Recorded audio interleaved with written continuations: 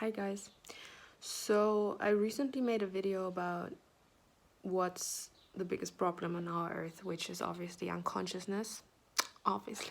No, but it is unawareness, unconsciousness. That's why we suffer, right? We don't heal, we don't heal our trauma, we are not becoming aware of our light and wanna heal.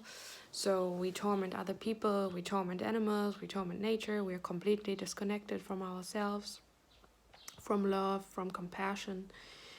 And this is just creating so much trauma and pain.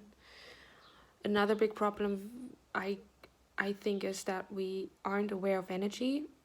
We're still blinded by things that are shiny and are very superficial when it comes to, I don't know, success, or what's success for us. Success for a lot of people means to be seen by a lot of people on a superficial level and maybe making lots of money, like someone who's an actor is successful, but maybe they are miserable inside, right? So we are not aware of energy and what it means to be happy, to be joyful, to be successful, to have healthy relationships, to support each other. We are distracted by material things. Another big issue, I think, is that we aren't aware, of energy, and that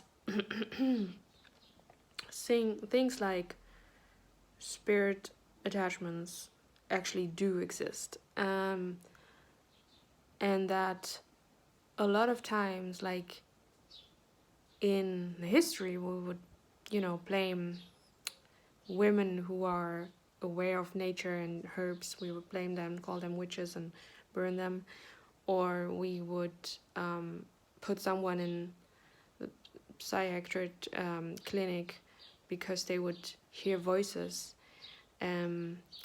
which is understandable, but I think we would really develop and ascend as a planet if we would become aware of the fact that energy exists, that spirit attachment exists, that past life exists, future lives exist, that we can have spirits and consciousness attached to our bodies, which doesn't mean we are necessarily crazy.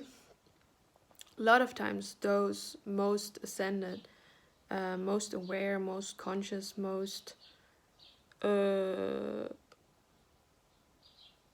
aware, conscious souls and old souls and light workers, why are they being targeted by the dark, by the matrix, by the agenda? Because we are aware of so much. We are not robots. We have empathy, and empathy would heal the planet, but the darkness doesn't want that. And I think we would evolve as a planet if like medicine people would work with healers and people who are aware of energy, like to just decipher whether someone hears voices and that's in their head and it can be healed or helped with medication, or if there's actually an energy most people don't sense or see. And animals a lot of times sense spirits. So if you have a spirit attachment, if you feel something is off, and your cat, for example, is like looking at things, your pet, your dog or your cat, doesn't matter. There was this one time I was sitting in the living room and my cat started to lick herself really nervously and like look around and then stare at things, stare at the wall. And I was like, that's odd. And start licking herself, and she was running around and staring at things again. And I think if the mainstream media and the mainstream doctors would become aware of energy and that it exists, it doesn't mean there's only medicine, and it doesn't mean there's only the energy healer. It would be such an improvement for our planet if all of them would work together and to really decipher, okay, this person is hearing voices and it's a psychological issue, or there's really an entity, there's truly a spirit, there's truly something energetic going on. And we would evolve as a planet if we would work together.